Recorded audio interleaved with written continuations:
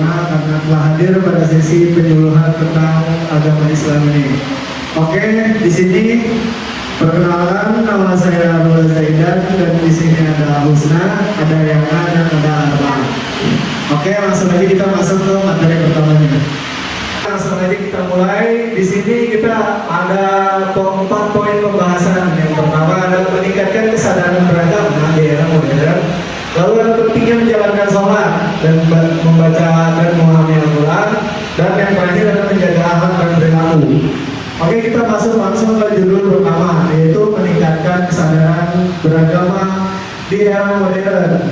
Tantangan menjadi anak muda di era sekarang, apa aja sih tantangannya? Jadi terkadang kita tuh sampai lupa untuk sholat karena di zaman sekarang ini kita itu hidup perlu serba canggih, serba cepat, semua serba instan. Kita mau nonton film ada di Netflix, kita bisa scroll TikTok, lalu kita juga bisa nonton YouTube ya. Lalu yang kedua ada media sosial teman atau tantangan. Nah ini yang tadi saya bilang, media sosial tempat tantangan atau tempat sih. Media sosial itu bisa jadi teman dan tantangan. Temannya itu kita bisa mencari teman atau relasi baru yang lebih baik ke depannya, dan tantangannya adalah jika kita sampai scroll TikTok tanpa tujuan, tanpa habis, itu kita hanya menyia-nyiakan waktu saja. Jadi tidak ada hal baik yang kita lakukan.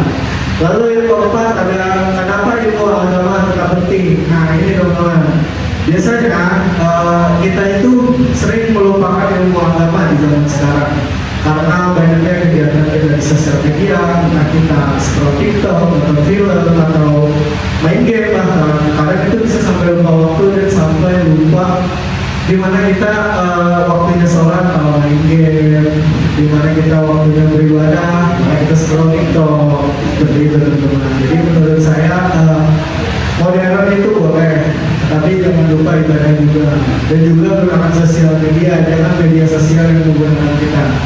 Lalu yang terakhir ada cara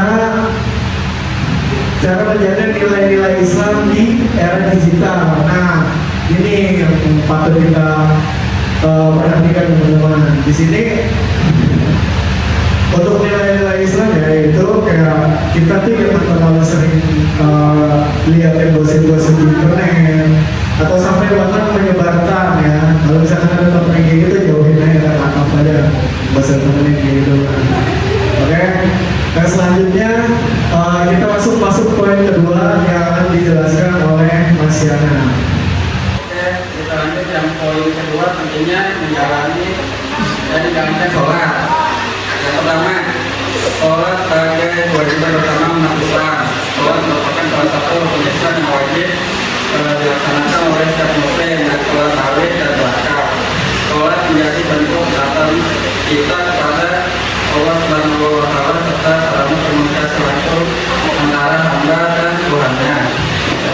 Yang kedua itu ada manfaat sholat bagi kehidupan spiritual dan kesejahteraan diri. Sholat membantu meningkatkan keimanan dan ketakwaan kepada Allah Subhanahu wa Ta'ala. Melalui sholat, seseorang dapat memperoleh ketenangan hati, mengurangi stres, dan memperkuat hubungan spiritual dengan Tuhan kita. Yang ketiga itu ada hubungan sholat dengan pembentukan karakter yang baik. Sholat mengajarkan nilai-nilai positif, kejujuran, kesabaran, dan kerendahan hati dan rasa syukur. Orang yang menjaga sholat dengan baik akan lebih terdorong untuk menjauhi perbuatan buruk dan melakukan kebaikan. Yang terakhir, keempat, cara membiasakan sholat tepat waktu dalam kehidupan sehari-hari. Beberapa cara yang dapat dilakukan untuk membiasakan sholat tepat waktu pada hari, yaitu dengan pertama memasang alarm atau pengingat waktu sholat. Yang kedua, segera berwudu ketika waktu sholat telah tiba. Yang ketiga, menyusun jadwal kegiatan agar tidak dapat mengganggu waktu sholat. Yang terakhir, berusaha sholat berjamaah di masjid atau bersama keluarga. Dengan membiasakan sholat tepat waktu, seseorang akan lebih disiplin, teratur, dan mendapatkan keberkahan dalam menjalani aktivitas sehari-hari. So, baca dan memahami Al-Quran yang akan dijelaskan oleh Bapak. Terima kasih. Oke, di sini saya akan menjelaskan tentang membaca dan memahami Al-Quran. Di sini tertera ada 4 poin, yaitu Al-Quran sebagai pedoman hidup umat Islam, kemudian keutamaan membaca Al-Quran, dan tentunya memahami isi dan kandungan Al-Quran. Dan terakhir adalah penerapan nilai Al-Quran dalam kehidupan sehari-hari. Tentunya teman-teman tahu Al-Quran itu adalah pedoman hidup bagi umat Islam.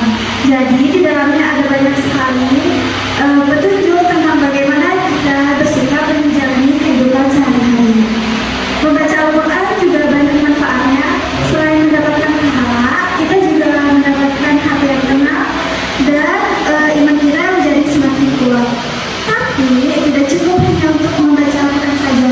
Kita juga perlu memahami artinya supaya kita tahu pesan dan pelajaran yang ingin disampaikan oleh Allah Subhanahu wa Ta'ala. Dengan begitu, kita bisa menerapkan dalam kehidupan sehari-hari. Misalkan dengan berkata jujur, menghormati orang tua, dan berbuat baik kepada sesama. Jadi, mari kita membiasakan membaca dan memahami Al-Quran sedikit demi sedikit setiap harinya. Oke? Selanjutnya akan dilanjutkan dengan Husna. Ya, di sini saya akan menjelaskan tentang menjaga akhlak dan perilaku. Di sini poin pertama, pengertian akhlak dalam Islam. Secara bahasa, kata akhlak berasal dari bahasa Arab, yaitu akhlak yang merupakan bentuk jamak dari hulu yang didefinisikan sebagai sifat yang tertanam dalam jiwa yang melahirkan perbuatan-perbuatan dengan mudah tanpa memerlukan pemikiran dan pertimbangan yang mendalam. Di sini poin kedua yaitu contoh akhlak terpuji seperti jujur, amanah, sabar, dan rendah hati.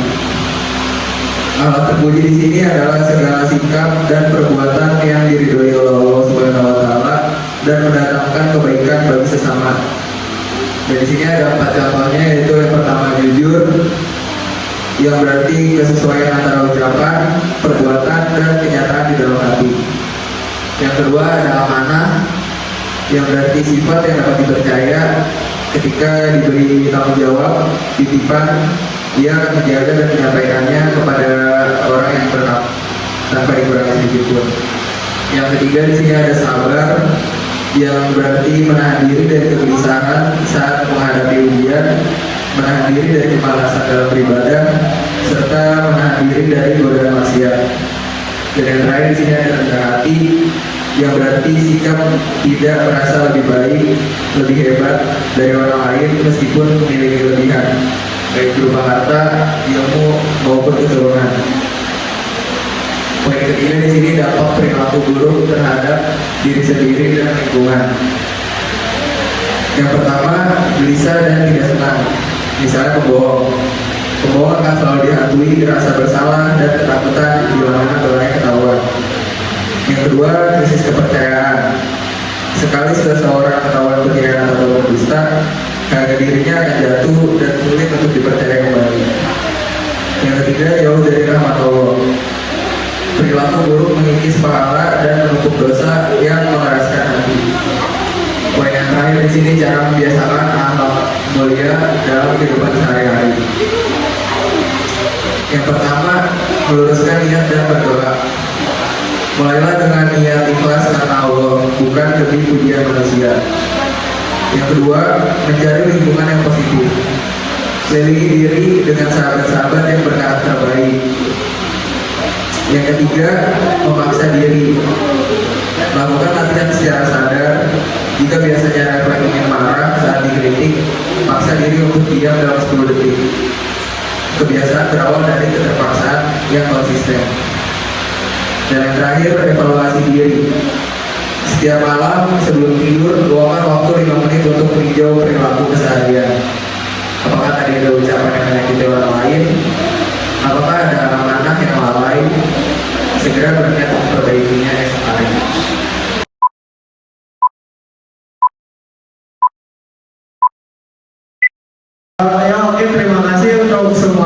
apakah ada yang ingin bertanya? Oke, kamu mau apa? Baiklah, kita tonton contoh dalam sekarang yang sering menjalankan ibadah dan berikan solusinya pada masing-masing setiap contoh di bawah pendapat kalian. Oke, dari siapa dulu nih? Dari siapa dulu nih? Dari siapa dulu nih? Empat nih, empat. Dari dua. Oke, dari saya maksudnya saya. Oke, dari saya. Tadi pertanyaannya, contohnya kayak gimana gitu? Contohnya kayak gimana? Terus beri solusi tentang dari pendapat masing-masing. Oke, misalnya nih, pertama, dia sering main Roblox sampai lupa waktu. Contohnya Husna. Misal contoh ya kan. Dia misalnya Roblox.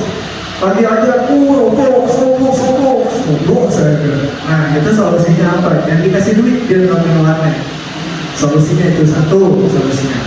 Oke, tadi pertanyaannya berikan contoh yang nggak mau sholat gitu ya, yang nggak mau beribadah, betul? Nah, terus berikan solusinya. Oke, misal contoh pertama ini Husna nih, ya, main Roblox sama live TikTok aja ya kan. Nah, kalau kayak gitu biasanya peran orang tua tuh penting untuk itu, karena dalam Islam juga mengajarkan kalau misalkan anak udah balik males ibadah, itu kita boleh mungkin memukulnya, entah disapetin, diomelin gitu, apa? Loh, udah gak usah punya anak, ngapain bully? Ribet. Ya, dia bener nggak lumayan? Bener. Tuh, itu satu. Udah sih sebenarnya kayak gitu, contohnya semua empat-empatnya cuma beda game aja. Apa? Kalau lingkungan sosial pertemanan, nah itu juga ikut adil. Biasanya harusnya temannya mengingatkan untuk sholat.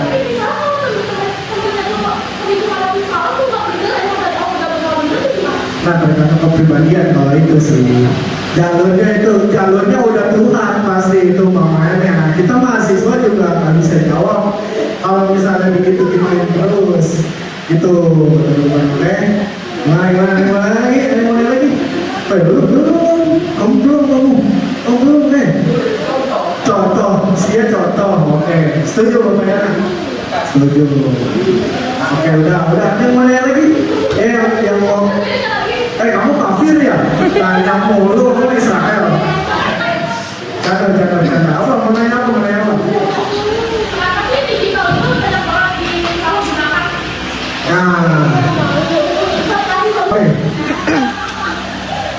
Ayo, udah nih. Tadi kenapa media sosial banyak banget salah digunakan? Solusi, oke, berikan solusi. Kalau untuk itu semuanya sebenarnya tergantung orangnya kalau menyalahgunakan. Tapi kalau untuk solusi di semua platform sudah ada. Misal sekarang di TikTok kalau kita misalkan umur atau di kelas 6 SD itu kita udah nggak bisa pakai TikTok, jadi udah nggak bisa cetak. Dari IGRS itu udah ngeblokir, dan di game Roblox pun itu sekarang kita ada namanya IGRS. IGRS itu jadi kayak buat rating game 18+, terus buat rating game 8 yang aman dimainin anak di bawah umur, gitu. Jadi kalau misalkan untuk dari game sendiri sebenarnya udah ada pembatasan umurnya. Dan di Roblox pun, kalau misalkan kalian misalnya mau nipu umur nih sekarang, kalian misalnya umur 8 tahun, tapi kalian mau nipu umur 18 tahun, jadinya itu udah nggak bisa. Jadi nanti dia bakal diverifikasi umur 2 kali.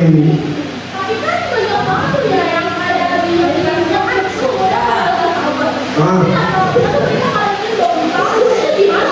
20 tahun mungkin sebenarnya itu bisa masuk ke sistem DTKI dia, karena semua juga ngedetek itu nggak secara manual tapi by mesin. Mereka tuh biasanya itu punya kategori dari 18 sampai 20 itu satu kategori. Biasanya dia itu mengkategorikan itu sebagai umur yang sudah legal. Jadi kalau untuk dari 18 sampai 20 itu sebenarnya sama aja, soalnya kan mereka juga udah legal gitu kan ya. Gitu. Oke, telah berakhir pada sesi pendengaran hari ini teman-teman. Terima kasih untuk pemuda-pemudi RT 05 di sini. Ya, selanjutnya kita akan bagi-bagi makanan kali ya. Ada lapar kan kalian ya? Ada lapar kan?